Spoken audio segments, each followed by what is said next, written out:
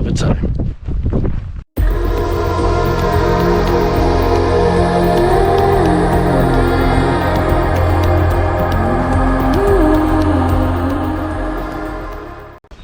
Good morning. So you joined me this morning in the Goyt Valley, very close to the Derbyshire-Cheshire border. So today we're going to have a quick look at the old ruins of Errwood Hall before we head up to Pimchare and then up to the highest point in Cheshire. We're off up to Shining Tor. So it's patchy skies today, forecast is mixed, so we'll see what challenges this walk brings. But I'm looking forward to it, and I hope that you are as well.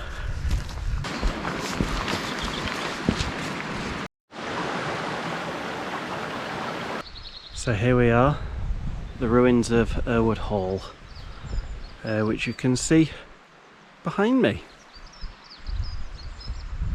So this was once the centre of a estate that was over 2,000 acres, all the way from down here, went up to the Cad and Fiddle pub, which is on the main road over towards Macclesfield. According to what I've read, had its own private coal mine, schools, farms, all sorts of things in here. And was built in the 1830s by a wealthy industrial family from Manchester. So it stayed in the family for close to 100 years. When the land was bought to build the Fernley and the Errwood reservoirs, where we've parked this morning. I'm not sure why this place was demolished. It obviously was. You know, we're talking the 1930s here, less than 100 years ago. This was, I imagine, a fairly sizable, impressive looking building. It doesn't take 100 years for it to fall into this state. I'm not sure why it was levelled. It can't be for the reservoir, because this is much higher than the lip of the dam, so I'd assume it would be for the financial reason of keeping the house going. The new landowner's not being interested in keeping it as a habitable place. But lovely place to come and explore. I could see on a warm summer's day that you'd have a lot of kids running around here and jumping over the walls and everything. I can imagine it's quite a nice trip out for the family around here. Beautiful place.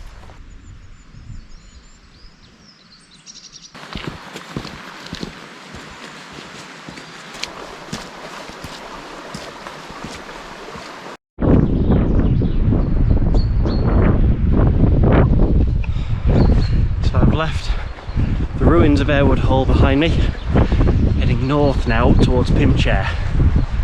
So I've got Foxlow Edge up on my right, and although there's a bit of a cool breeze right now, I can't really complain. It's been very wet over the last few weeks. I haven't really been able to get out as much as I'd like to, so I'm expecting things to get quite boggy as we carry on. But that's all quite fun really, isn't it?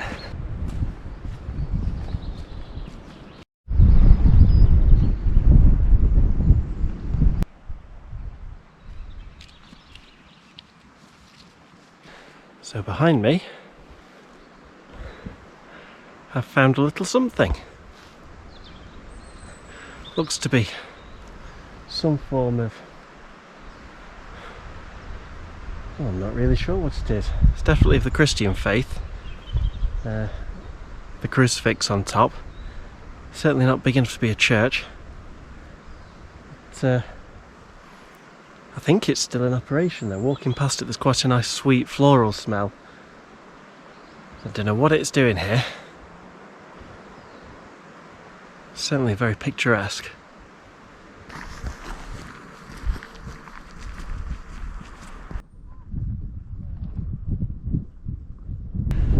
So we're here now at Pimchare.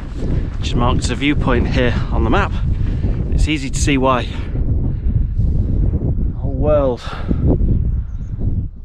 just opens up, and over there you can see somewhere its namesake Pimchair on the Kinder Plateau. So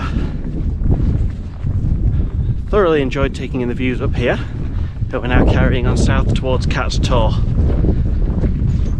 I've put the hat on. The breeze is becoming much more constant. It's not strong, but it finds its way in. So hat on, gloves on, just to combat that. I can see why this place becomes very popular, especially when the weather's nice. Well worth a visit.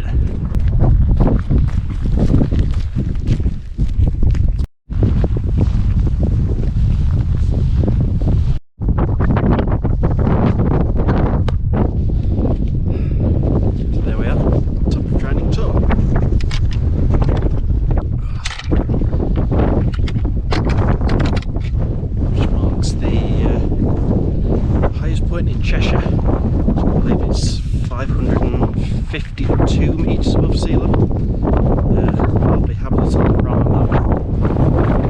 So we feel to be a long way from where we started, Errwood Reservoir. The terrain's completely different, the rhododendrons have gone, the forest is seemingly a million miles away, but just down there in that dip where we actually started. So we're making our way back down. We're going to go alongside Shooter's Clough to make our way back down towards Errwood Reservoir.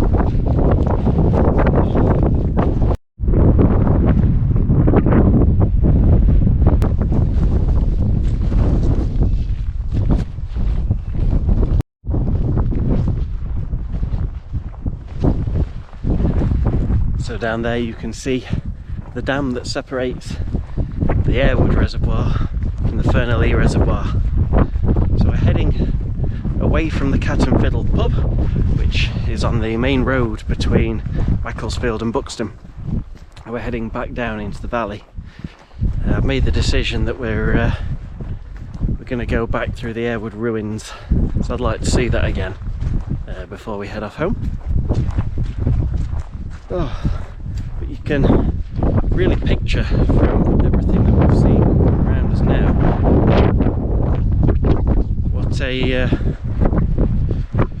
what an estate this place must have been. So back in the 1830s, I believe it was a man called Samuel Grimshaw, who, as I mentioned earlier, was a very wealthy industrial man in Manchester. I presume mill work, but I don't know.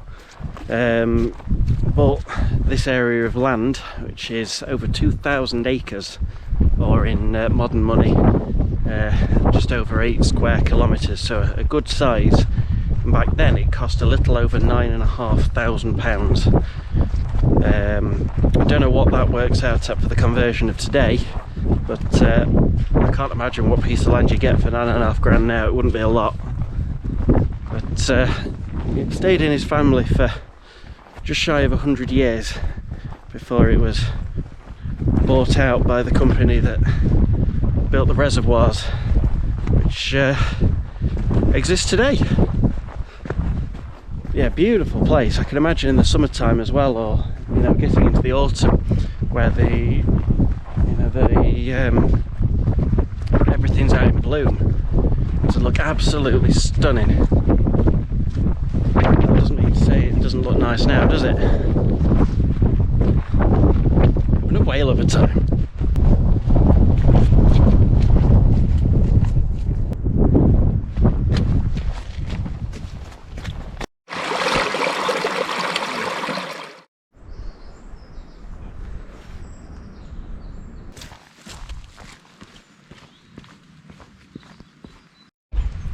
So here we are, back at the ruins